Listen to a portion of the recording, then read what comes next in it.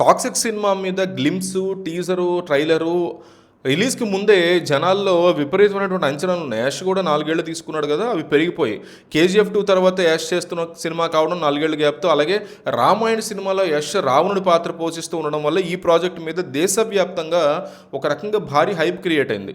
దీనికి తోడు చాలా కాలం తర్వాత 'యాష్' నుంచి వస్తున్నటువంటి సినిమా కావడంతో ఫస్ట్ డే అడ్వాన్స్ బుకింగ్స్ విపరీతంగా జరిగి 100 crores గ్రాస్ వచ్చింది. ముఖ్యంగా హిందీ బెల్ట్‌లో వచ్చినటువంటి 50 crore నెట్ చూస్తే ఒక భారీ నెంబర్సే వచ్చాయని చెప్పుకోవచ్చు. కానీ థియేటర్స్కి వచ్చిన ప్రేక్షకులకి మాత్రం ఆ ఓపెనింగ్ ఏదైతే ఉందో చివరి వరకు నిలబడలా. సినిమా చూసిన తర్వాత కథ, స్క్రీన్ ప్లే ఈ 2 విషయాల్లో విపరీతంగా డిసప్పాయింట్ అయిపోయారు జనాలు. సినిమాలో ప్రధానంగా కనిపించిన బిగ్గెస్ట్ మైనస్ ఏంటంటే తెలుగు డబ్బింగు, డైలాగ్స్.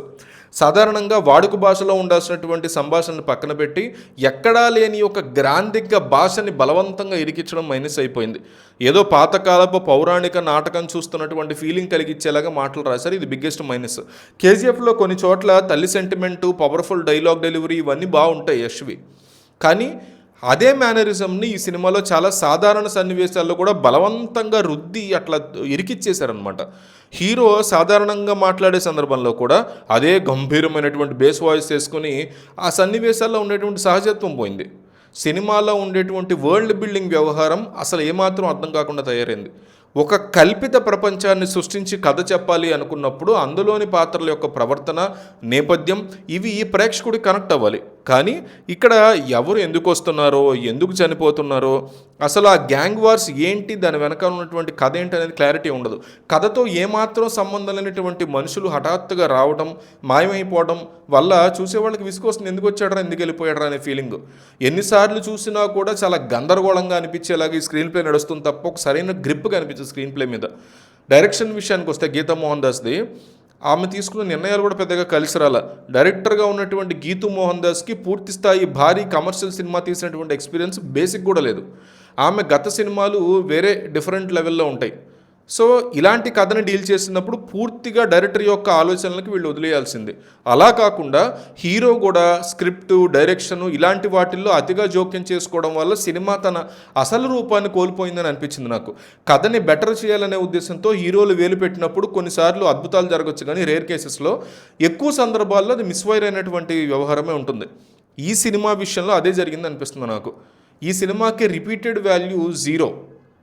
కనీసం కొన్ని సీన్లు కూడా మళ్ళీ రిపిటేటివ్గా చూసేలాగా అయితే బేసిక్గా అనిపించలే. రాయా పాత్రకు సంబంధించినటువంటి చిన్నప్పటి సన్నివేశాలు కొంతవరకు పర్లేదు అనిపించినా కథ ముందుకు వెళ్లే కొద్దీ బలం అనేది తగ్గిపోతుంది. సర్కస్ సీక్వెన్స్లు కొంచెం బాగున్నాయి. చివరిలో వచ్చేటువంటి క్లైమాక్స్ ట్విస్ట్ ఏదో హాలీవుడ్ లెవెల్ అని ప్రచారం చేసుకున్న గతంలో మహేష్ బాబు నటించినటువంటి 'వన్ నేను కొన్నే' సినిమాలో స్టార్టింగ్లోనే వచ్చేటువంటి ఒక బేసిక్ ప్లాట్ పాయింట్ లాంటిది ఇక్కడ కనిపిస్తుంది. ఆల్రెడీ ఫైట్ క్లబ్లో ఇదే క్లైమాక్స్ ఉంటుంది లాస్ట్లో. సో చంపడానికి వచ్చినటువంటి శత్రువుల గ్రూప్తో సంబంధాలు పెట్టుకోవడం అనేది యానిమల్ సినిమాను మనకు కనెక్ట్ చేస్తుంది. ఇతర సినిమాల నుంచి ఎంచుకుని పట్టుకుని వచ్చారు అనేటువంటి కథాంశం ఏదైతే ఉందో అది నిలబెట్టలేకపోయింది సినిమాని. స్టార్టింగ్లో వచ్చినటువంటి కలెక్షన్ చూసి సినిమా బాగుందని అనుకోవడానికి లేని పరిస్థితుంది. సెకండ్ డే నుంచి భారీ స్లీప్ వేస్తుంది సినిమా. సో హైప్ వల్ల వచ్చింది ఓపెనింగ్, కానీ కంటెంట్లో బలం లేకపోతే లాంగ్ రన్లో ఏ సినిమా నిలబడదు. సెకండ్ డే నుంచి కూడా ఈ సినిమా నిలబడే పరిస్థితి కనిపించట్లేదు. సరైన భావోద్వేగాలు, strong screen play, natural dialogues ఇవి లేకపోవడం వల్ల బాక్స్ ఆఫీస్ దగ్గర ఒక స్టార్ ఇమేజ్ ప్రాజెక్ట్గానే నిలిచిపోతుంది తప్ప ఒక గుర్తు పెట్టుకునే మంచి సినిమాగా ఇది నిలబడలేకపోయింది. నిలబడే అవకాశం కూడా ఇక్కడ కనిపించట్లేదు.